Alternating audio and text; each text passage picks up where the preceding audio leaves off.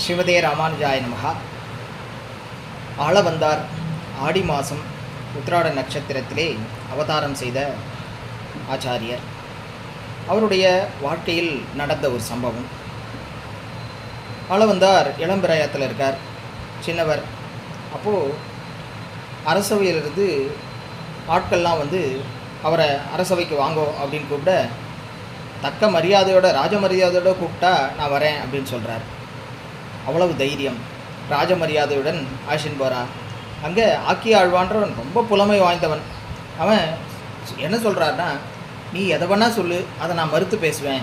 எந்த வார்த்தைகள் சொன்னாலும் அதை மறுத்து என்னால் நிரூபிக்க முடியும் அப்படின்னு சொல்கிறான்.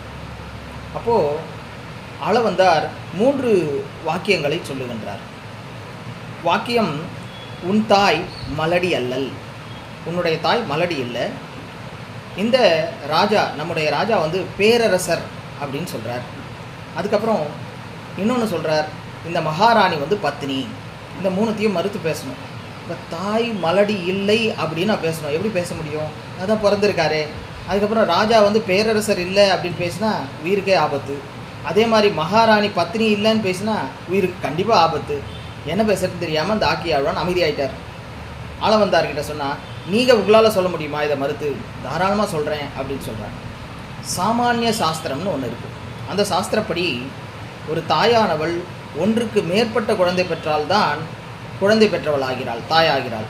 ஒரு குழந்தை இருந்ததுன்னா அது மலடிக்கு சமம். அதனால் ஆக்கி ஆழ்வான் பார்த்தோம்னா ஒரே ஒரு குழந்தை அவள் அப்பா அம்மாவுக்கு, அதனால் மலடி அப்படிங்கிறது நிரூபணம் பண்ணிட்டார். இப்போது பேரரசர் அப்படின்னு, பேரரசர் இல்லை, இந்த ராஜா பேரரசர் இல்லைன்னு நிரூபிக்கணும். அது எப்படி அப்படின்னு பார்த்தா, இந்த ராஜாவானவர் இந்த உலகம் முழுவதையும் ஆளவில்லை, ஒரு பகுதியை தான் ஆளுகின்றார், அதனால் பேரரசர் இல்லை அப்படின்னு நிரூபணம் பண்ணார்.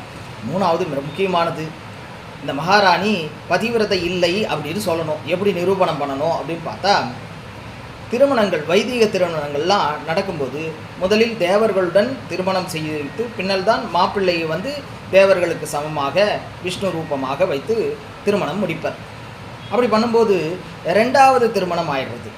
அதனால் அது பதிவிரதை இல்லை அப்படின்னு நிரூபணம் பண்ணாராம். அவ்வளவு திறமை வாய்ந்தவர். வாதத்திலும் என்னென்ன சாஸ்திரங்களிலும் சொல்லக்கூடியவராக இருந்தார் ஆளவந்தார். அவருடைய திருநட்சத்திரம் இன்று. ஸ்ரீமதே ராமானுஜாய நமஹா.